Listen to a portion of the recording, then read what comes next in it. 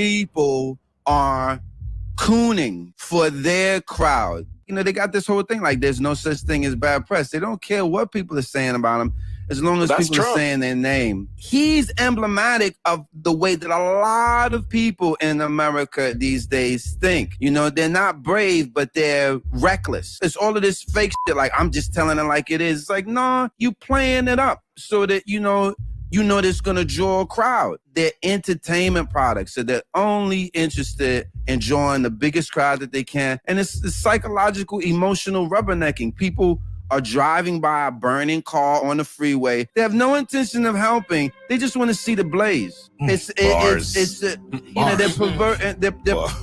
They're perverting a human need to watch spectacles. You should probably record this. Look, Yashin Bey, we know him as Most Def, speaking truth to power. There's no question. Talking about, of course, the Stephen A. Smiths of the world. No question about it. Good morning and welcome to the National Newspaper Publishers Association's Let It Be Known. This morning, a petition, and we really, really should pay attention to this. And we're going to go into why we feel like this should be paid attention to. A petition has circulated asking that President Biden pardon former Baltimore State's Attorney Marilyn Mosby.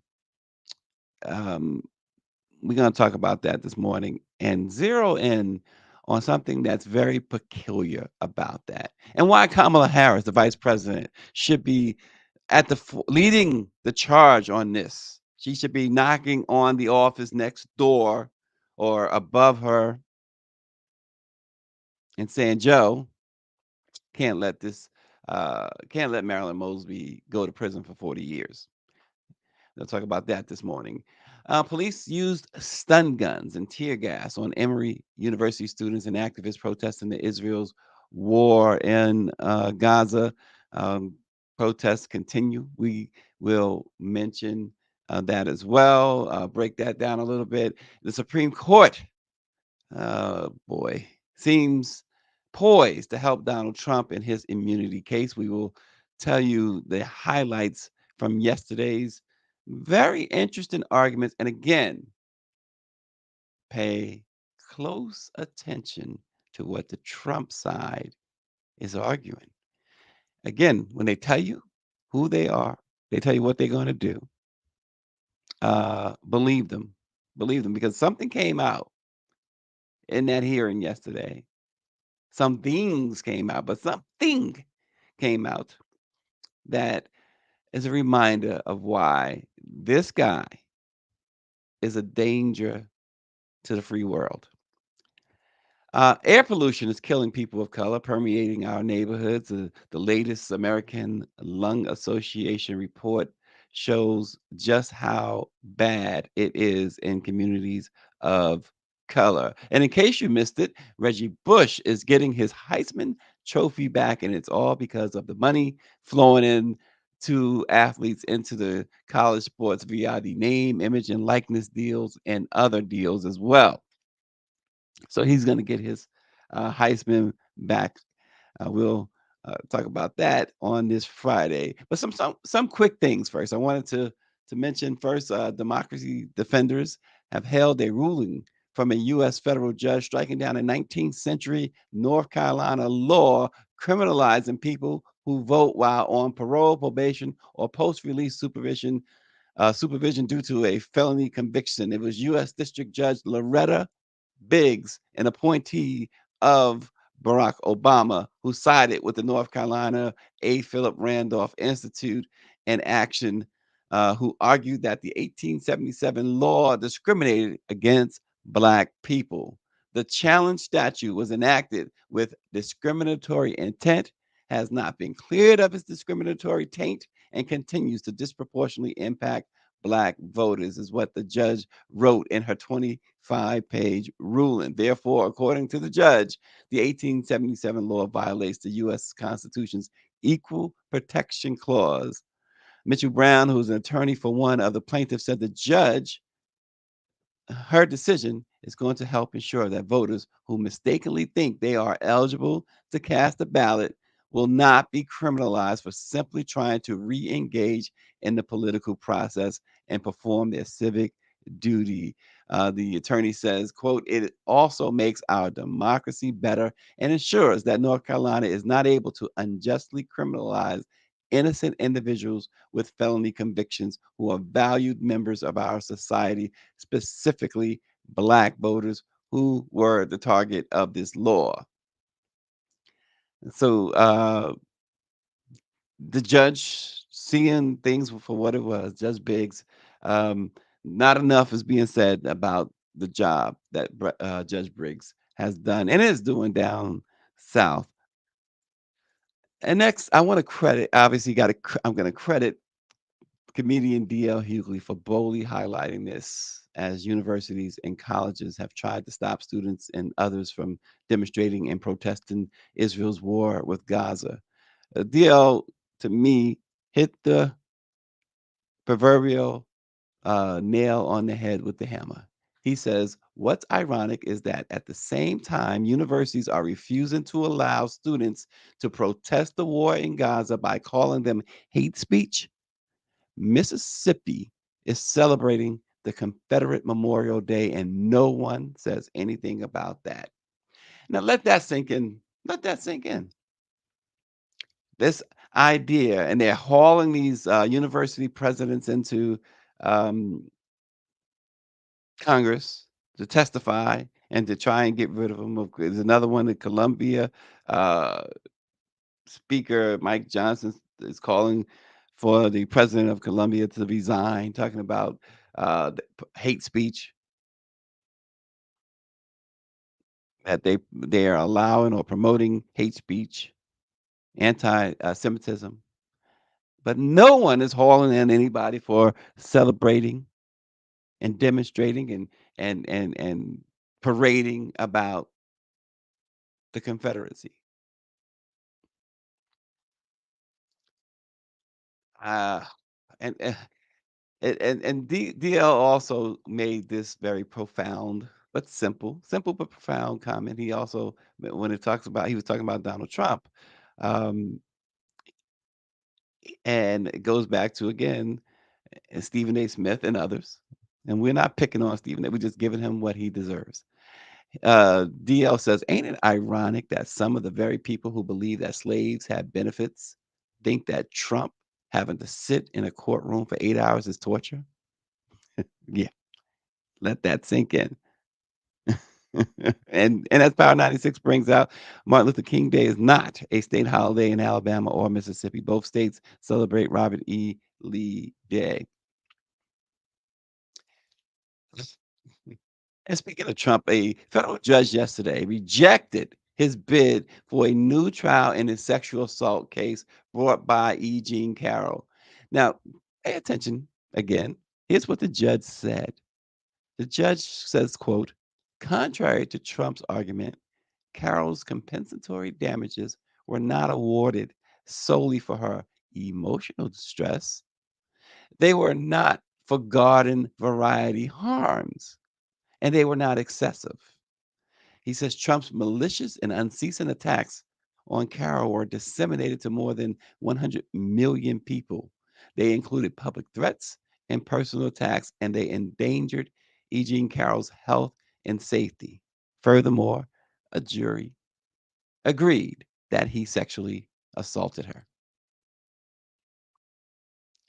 This is a guy that's sitting in a New York courtroom and will sit in a New York courtroom again today, fuming over a very just prosecution.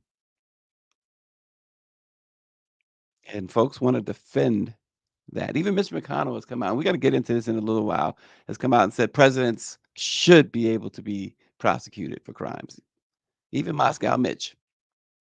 And finally, another note before we get into the meat of our topics.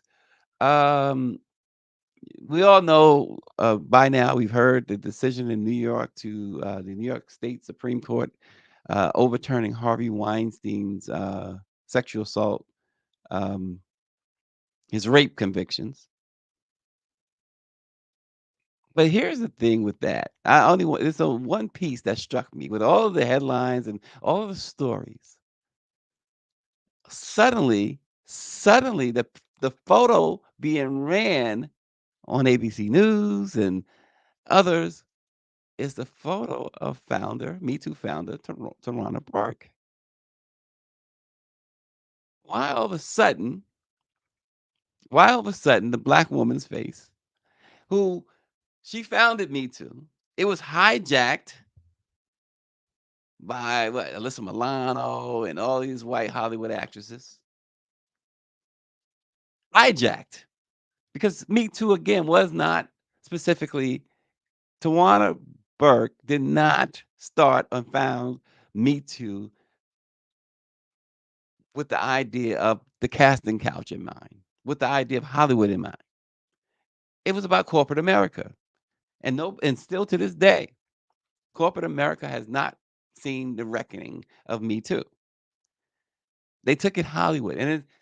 Look, Weinstein is what he is. He is a criminal. He is he abused he was convicted of rape. He abused his position, but this wasn't what it was about.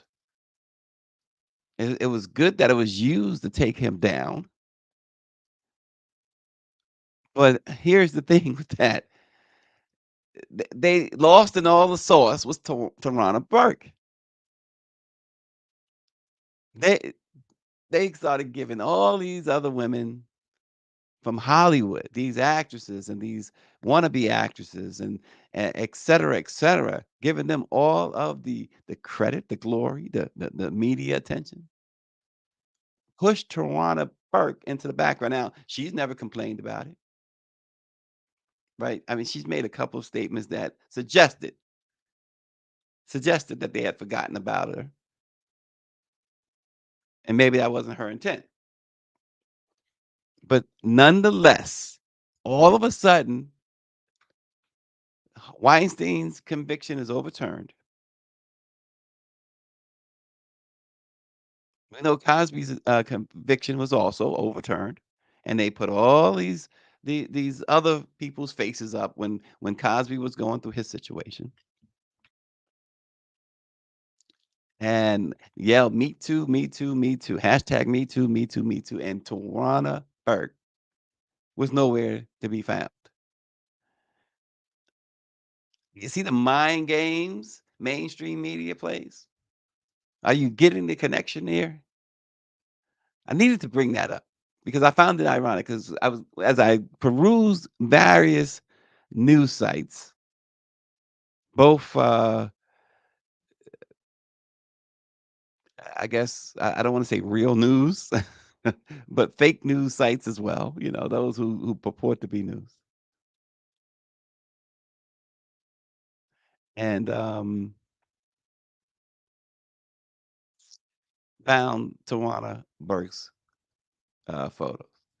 I guess now they're reaching out to Tawana Burke because now it seems like uh, Me Too has, in their view, has failed somehow. Me Too has not failed, by the way. Even with the overturning of Weinstein's conviction, it's not failed at all. In fact, a lot of progress has been made because of Tawana Burke's Me Too hashtag Me Too movement. Make no mistake about it. But I thought I'd point that out this morning. And now we're going to jump into something that, again, hopefully we're going to be paying attention. But first, we'll start off with this video.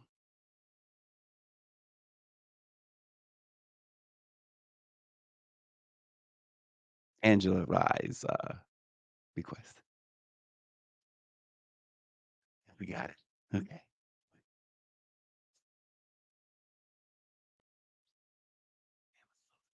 We have received such a wide and huge loving response to our podcast about Marilyn Mosby and what happened in her case. Since then, we have been working diligently to figure out the best ways to support Marilyn. And one of the things that became really, really clear is that in order to ensure that her case is heard from this administration, from the Biden administration, is to ensure that we have a petition. Yeah. And so that petition is now live. We will have a QR code on our page. We'll have links on our social pages, as well as in our podcast description for this episode, both on YouTube for visuals and on audio on iHeart. And so we hope that you will join us in signing that petition.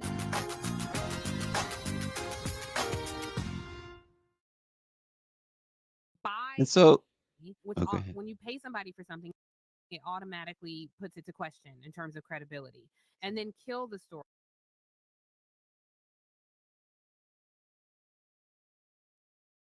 So, Power 96 believes that there will be a pardon, but not until after the election.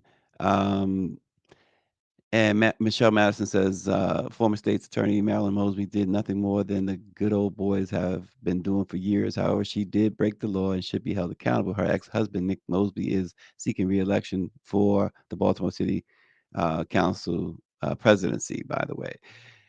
Okay, with all that said, so this petition, they were only seeking 3,000 signatures, and looks like they've gotten that. But here's the thing with that. Okay, because as we see Angela Rye, Ife Williams is back in this from the National Congress of Black Women. The petition, of course, again calls on the president to grant a full pardon for Marilyn Mosby, and she's facing 40 years when she's sentenced next month. 40 years. Now, understand a few things here, none the least of which it was the former administration's DOJ that opened this investigation, which to me gives the president even more of runway here to pardon her, and certainly the vice president should be at the forefront of this. Now, Michelle Madison, let me speak to your point of breaking the law. We are talking about $5,000, and we're not talking about her stealing $5,000. We're talking about her purchasing, allegedly making a false statement on a mortgage application. The mortgage was for $428,400. She was charged with falsifying it and charged with perjury because she said she received a $5,000 gift from her husband. The DOJ counted that lower interest. I want y'all to hear all this to secure a lower interest. They said her husband did not give her the $5,000. Instead, she transferred $5,000 to him, and then he moved the $5,000 back to her. So they're saying she gave him five, and he gave her 5,000 back, almost like a quick loan. $5,000, and she's facing 40 years with all of the work she's done, not just for Baltimore, but for the state of Maryland. You want to give her 40 years. Okay. So all you, and I wish Lauren Burke was with us this morning.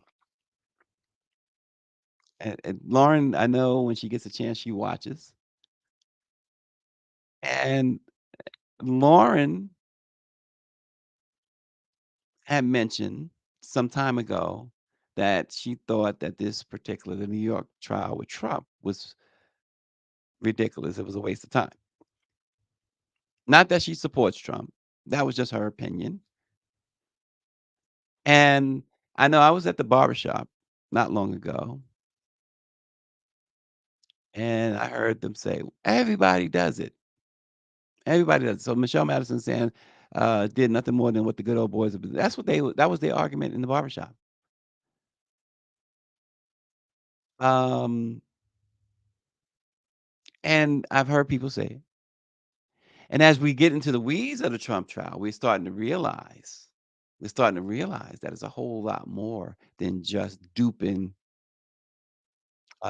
folks, right? And on a application, a judge has already called them out and hit them with what almost a $500 million in penalties because lying, and we're talking about in Trump's case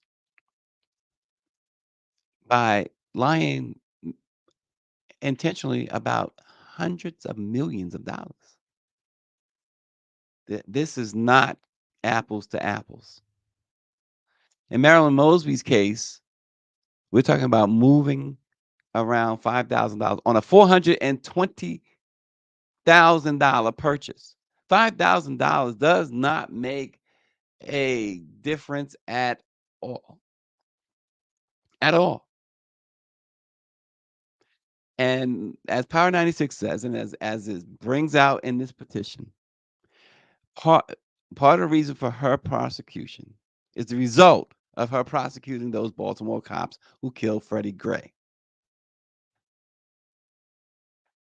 They were looking for something. Now you can make the argument that in her position, you can't get away with the good old what the good old boys get away with. Black folks should know that. But there's no way. And then we're talking about again, when we're saying this $5,000, this is her money. It's like O.J. Simpson went to prison for 10 years, 9 years for stealing his own stuff. Why? Because folks had concluded, and I'm one of them, that he killed his ex-wife and her friend. And they found a way to finally get them. Marilyn Mosby prosecuted those cops relentlessly. And they did not like that at all.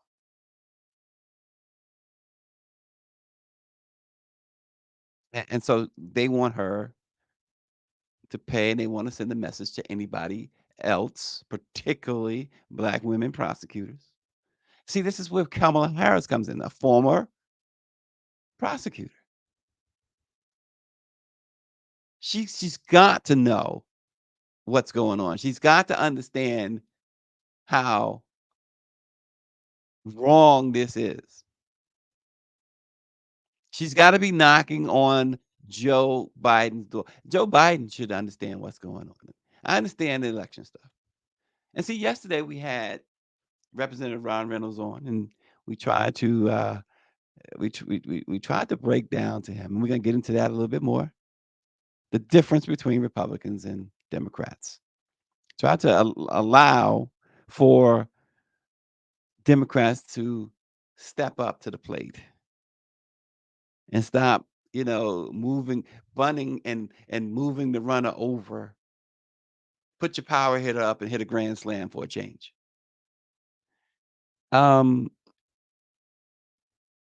the fact that she is facing 40 years, and we're not talking about, again, we're not talking about theft. That's when theft is a crime that you get 40 years for anyway. But we're not talking about theft. We're talking about allegedly, and I'm going to continue to use allegedly because I don't, they say you accept the jury's verdict. I don't trust that she got a fair trial. So I'm going to continue to say allegedly. False statement, allegedly making a false statement about moving money to her husband. 5,000. If they were saying that she lied about $400,000, okay, hey. But even that should not get this former prosecutor 40 years in prison. And we don't necessarily we don't make it a habit of sticking up for prosecutors on this show. Black, white, or otherwise, man, woman, or otherwise. We don't. But this is what we're dealing with. And today, and with the MAGA folks, because again, as I said, pay attention, because it was the MAGA DOJ that began this, which gives the president even more political ammunition to shoot this down.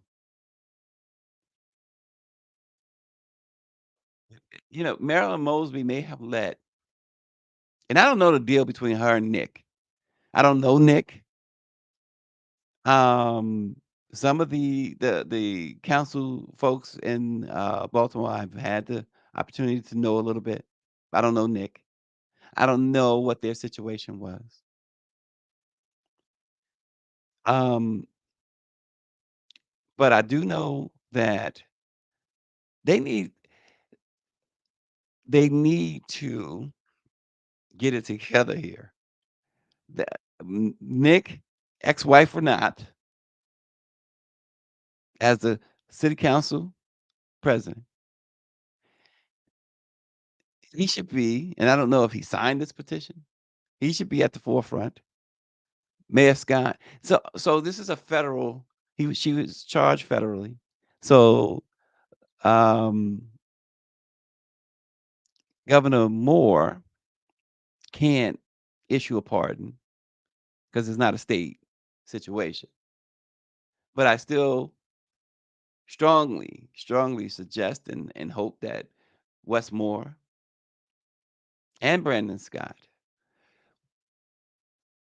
will be, between now and her sentencing, will be ringing the bell at the White House constantly. Joe could take a minute from campaigning. He could take a minute from his blind support of what's going on in the Middle East, and he could do something about this. Let this woman have a good night's sleep again, knowing that she will not be facing 40 years in prison. As Greer mentioned, they hated that a black woman was having success in Baltimore. She decided not to criminalize marijuana possession. It was things like that. I mean, she saw the bigger picture. And it's like when you get into positions like this as a this is why I have an issue with Muriel Bowser in Washington. Because when you get into positions like this, you have to, and this is why I have an issue with Barack Obama. You have to understand that not many came before you. In Barack's case, nobody came before him, and not many will follow you that look like you. And there is a treasure trove of injustices, centuries of injustices. No, you can't undo them all yourself. But heck, you can make the path a little bit easier. And Marilyn Mosby was doing that. Marilyn Mosby was doing that.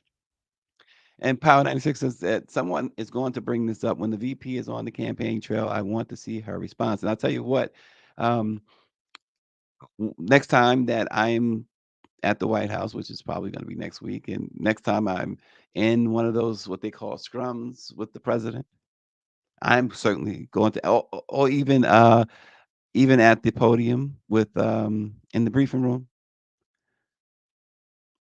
if called on. That'll be my question.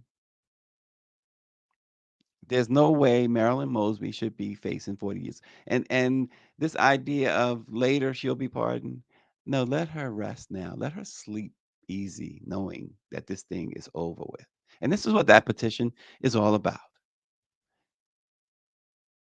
She was the youngest chief prosecutor of any major U.S. city when, in 2014, she introduced innovative programs offering alternatives to incarceration. What prosecutor does that? Offering alternatives to prosecution for non-violent drug offenders. She initiated one of the nation's few youth and prevention departments, whereas Muriel Bowser is wanting to jail these kids in Washington.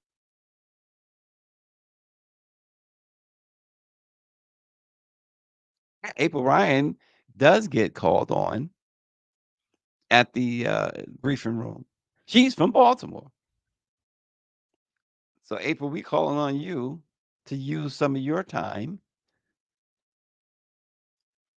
to press the press secretary. I did, by the way, put a request into the president yesterday regarding a possible pardon for Marilyn Mosby. I sent my request through Roderica Applewhite, the director of Black Media at the White House.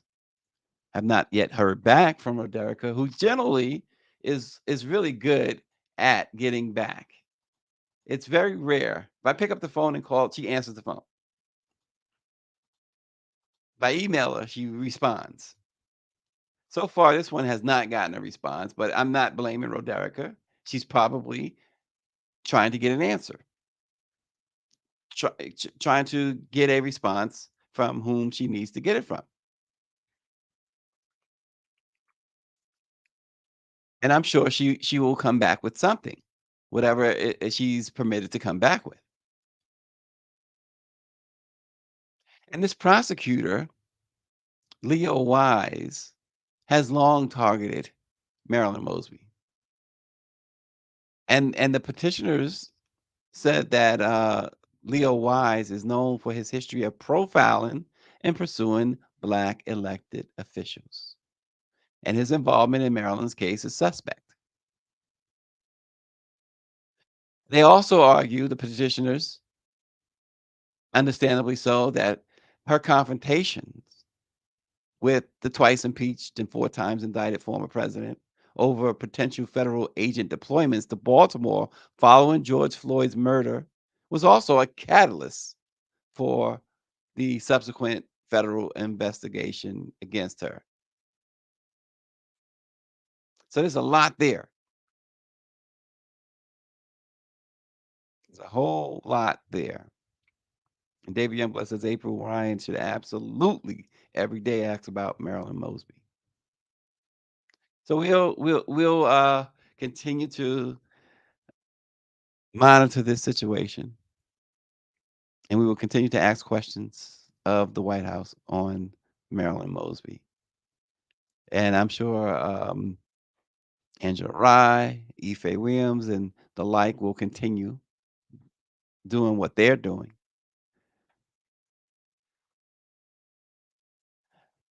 Now, turning our attention to what is now a nationwide situation. These protests now Emory University. Um, awful scenes from Emory University in Atlanta yesterday. Activists actually released a statement.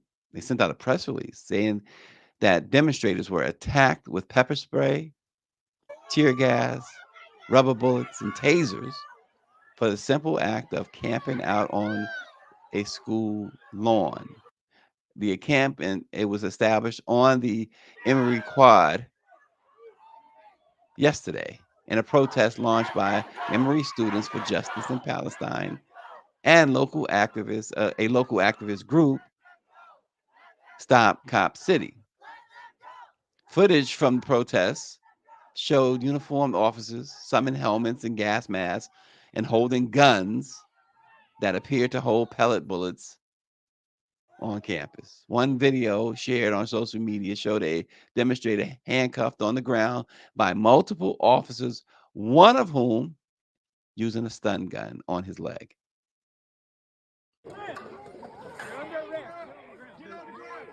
This is now a national situation. Yeah, they shocked, they stunned, as Power 96 says, the heck out of the black man, and he was handcuffed. And I go back to what D.L. Hughley said. Go back to what D.L. Hughley said. This is what's happening. This is the important stuff to them. I mean, look at the artillery. Is that necessary? Is that even necessary? This is what they called a peaceful protest, right? Yet, this is how they're met. And yes, Michelle Madison, USC is one of them. She says they are canceling uh, graduation at some universities.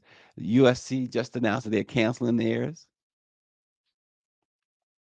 This is how deep the demonstrations, the protests have gone when it comes to this. And again, listen, these are your constituents, Joe Biden. These are the folks you need. As we said yesterday, he must choose Netanyahu or his constituents. He must choose because seeing these sites, and it's getting worse. It's getting worse. It's not getting better.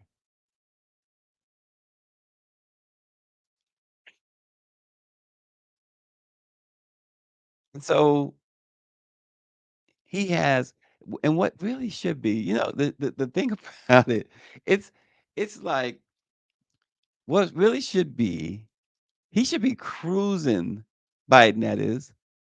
He and Harris, the vice president, should be cruising to victory. You're going against a person, a very polarizing, to say the least, person who is on trial for felony conduct,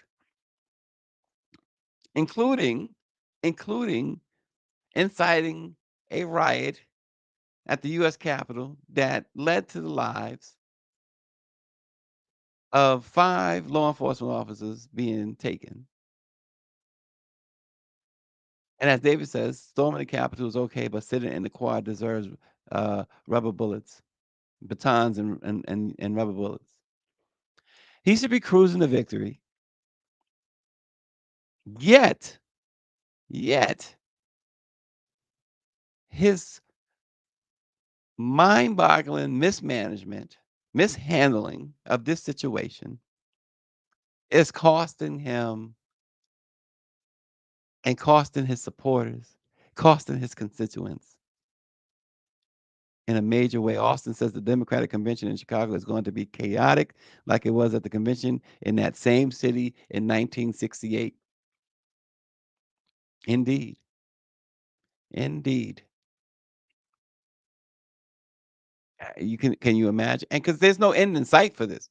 That's the thing. You can't say, well, August, it just perhaps things will have changed. No, it's not going to change because they continue to show their support for Netanyahu. And speaking of the opponent to Joe Biden, the Supreme Court hearing, and again, this is really interesting. You got to hear what happened there yesterday. Um, the more important matter broadly went, of course, Trump's way.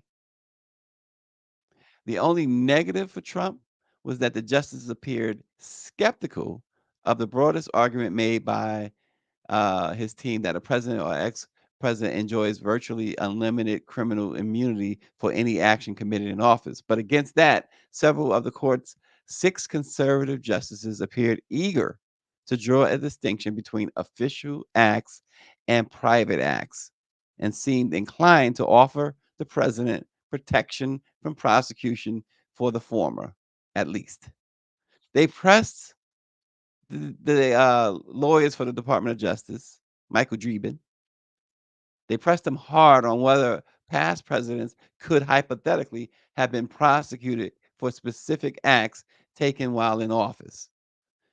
Sam Alito asked whether former President Franklin Delano Roosevelt could have been prosecuted for infringing the civil rights of Japanese Americans by interning them during World War II. Dreeben responded, "Today, yes." Of course, Uncle Clarence chimed in. He drew a similar hypothetical over Operation Mongoose, which was a clandestine CIA-led effort in the early 60s to get rid of the Cuban government led by Fidel Castro. The general tenor of the conservatives' argument drew implicit rebukes from their liberal colleagues. Ketanji Brown Jackson asked one of Trump's lawyers, why is it that the president would not be required to follow the law when he is performing his official acts? Justice Sotomayor complained that the principle that no one is above the law in his official or private acts has been somewhat put into suspicion here. But of course, with conservatives holding a 6-3 majority, the odds heavily favor Trump and his team. And another positive for Trump in the Supreme Court hearing, the apparent willingness of the conservative justices to emphasize a distinction between private and official acts opens the door to further delaying the trial on the January 6th related charges. That is the Washington case, that is Fonnie Willis's case in Georgia. Two of the three judges that Trump appointed, Neil Gorsuch and Brett Kavanaugh, suggested that more hearings could be required to adjudicate the distinction when it comes to the specific charges in the former president's indictment. More hearings, which means kick it down the road. He gets in office, all this goes away. And of course, that's what Trump wants. And of course, if he won the presidency, he, without question, would order the Department of Justice to drop any federal cases against him. Now, he doesn't have the power over state cases, such as his the trial that's going on now in New York, which is hence why it's going on, and the Georgia election probe. But here's the thing: if they rule that he is immune, those cases go away too. But here's the other thing: when we say listen carefully, because this guy continues to tell you what he's all about.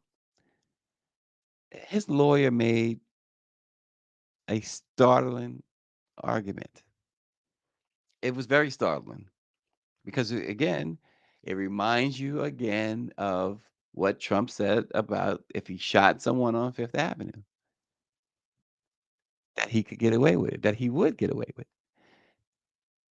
He suggested the lawyer during a U.S. Supreme Court hearing suggested that a president could enjoy criminal immunity for killing a rival.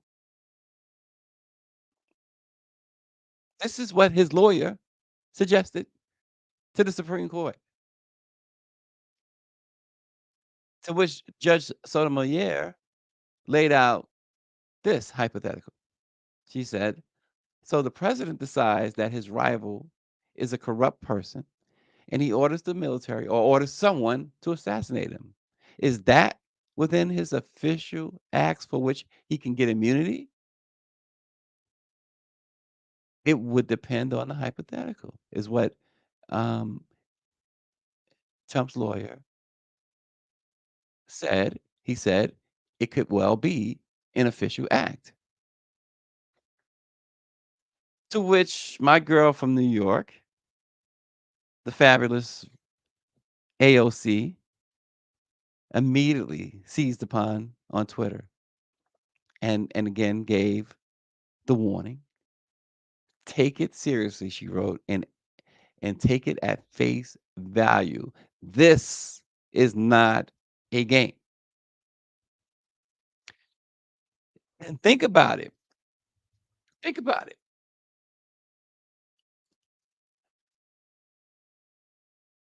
a political rival, a corrupt person. This is what the lawyer was saying. How many times have you heard Trump refer to Obama and Biden and the Clintons and so many others as corrupt or as a rival? So his lawyer, without any care, stands before the highest court in the land and says that this, as an official act, you should not be able to prosecute the president.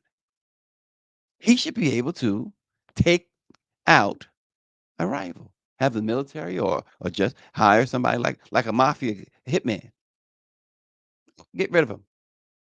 Get rid of him. See, this is what we brought out. We was trying to bring out with State Rep Ron Reynolds yesterday. That okay, so they're going to, if they go along with this. Ron Reynolds, I could, I mean, to his credit, he's he's standing on what he feels is right, and I certainly not uh, bashing him in any way, shape, or form. He epitomizes what the Democratic Party has been about and remains, despite the rules of the games continue to change, and Democrats will not or are reluctant to change with the rules. So you're okay, Democrat. You're okay, Joe Biden, with this Supreme Court okaying the president to assassinate people. The man has already said that he's going to be a dictator. The man has already said that he believes that he should be able to serve as long as he wants. In other words, i.e., I'm going to make sure that they're never going to replace me when I get in. There's no term limit or anything like that. He's going to do away with all that. Because you're saying that the president, Supreme Court, you're saying that the president is above the law, totally above the law, untouchable.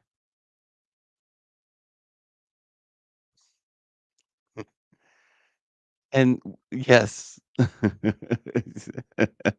we were talking about yesterday off air, Greer and I and Ron Reynolds, about the movie Devil in the Blue Dress, one of my favorites. And the character, of course, Denzel's character was Easy, and then there was John Cheadle's character, Mouse, and Greer's reminded me that I'm Easy and she's Mouse. Mouse will take you out. Don't leave him with Mouse. But the thing about it is, folks want to sit there. Stephen A. Smith, I keep picking on Stephen A. Smith. You're doggone right. Stephen A. Smith's going to say, oh, you can't beat him at policy. What kind of policy is this, Stephen A. Smith? What kind of policy is this? This guy is going to, he said he's going to shoot people in the street, give police authority to shoot them down. You shoplift, shoot them. It reminds me of, in a hilarious way, it reminds me of Robin Harris, the late great comedian. Robin Harris said that he would get rid of all crime. He said everything would get you the death penalty. Jaywalking, death. Run the stop sign, death. He said that they would probably protest and say, no, I won't do it again. He said, I know you won't do it again. Death. Everything death. He even Robert Harris said they complained that the executioner, they can't find anybody to execute. He said he'll do it. As president, he would do it. He said he won't even take a lunch break. He said, you got to go, you got to go. And that is Donald Trump. on a serious note. That's what he said. This is not hyperbole. This is not, suggesting anything that the man has not stood 10 toes down on. And y'all want to play games? AOC said this is not a game. This is not a game. David Youngblood says if SCOTUS rules in Trump's favor, Biden immediately becomes monarch and should act accordingly with right, right, with the court and Trump. That's what we were saying to Ron Reynolds yesterday. Hour 96 is on his way to the Tom Joyner cruise. Free Hennessy for 6 days. Have fun. Have fun. But exactly right, David. This is what we were saying to Ron Reynolds yesterday, the Democrat from Texas. But that, this idea of being, when they go low, we go, yeah, right. Yeah, right. Because see, this is making it clear, which which is a good thing. It should be a good thing. It's making it clear that it's not just certain people who have, certain people of color. It's not just us who have something to be concerned about. Uh, it's you too, Joe Biden. It's Hunter Biden. It's AOC. It's everybody else. It's everyone else. His rivals, his perceived rivals. So maybe that'll wake them up, right? Because there are no second chances, as Greer says, if they blow this. There's no second chances.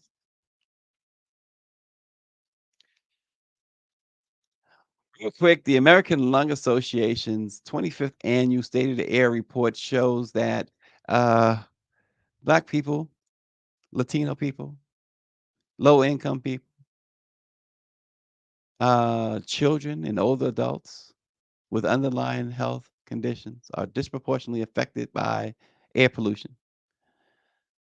Uh, Despite comprising 42% of the U.S. population, people of color represent 52% of those living in counties with at least one failing grade for air quality. In counties with the poorest air quality, where failing grades are given for all three measures of air pollution, 63% of nearly 44 million residents are people of color. The air is bad in communities of color. It's the bottom line. That is environmental injustice, environmental racism. And finally, this morning, in case you missed it, Reggie Bush is getting his 2005 Heisman Memorial Trophy back after having had to relinquish the award in 2010. In a press release, Heisman.com said that the decision to reinstate Reggie's Heisman followed a deliberative process in which it closely monitored the quote enormous changes in the college football landscape. The name, images, and likeness. If you remember, Reggie Bush was forced to give back his Heisman after it was found that he had somebody given his mother some money or whatever. It was something crazy. It was a minuscule amount, and now you're getting all millions of dollars in this NIL deal now, and so it would be hypocritical to keep him and his Heisman separated. Now he doesn't have to be like O.J. Simpson and go and steal it from a collector, steal it back from a collector. So, Reggie Bush helped the Saints win their first Vince Lombardi Trophy a few years ago in Super Bowl, and they put those numbers up. I only know some Roman numerals, so I'm just going to spell it out. Super Bowl XLIV. Which one was that? So Reggie Bush got his Heisman back. Congratulations. Well, he was dating Kardashian back then too. That's why they took his Heisman. I'd have taken it from him too. That's they just ruined every black man who, if you're an athlete, or rapper in black. The Kardashians are coming for you. Watch your back. don't don't do it. Don't do it. Reggie Bush is early testament. He's an early testament to that. Oh gosh, it's Friday. It's the weekend. Hopefully everybody got some great plans like Power 96 does. It's the White House Correspondents Association dinner tomorrow night. We'll be there. Dr. James will be there, and we will watch a whole room of white journalists laugh, which is funny in itself. So we will give you some updates on that. We will report that on Let It Be Known on Monday. Everybody have a safe and happy weekend. We'll see you on Monday.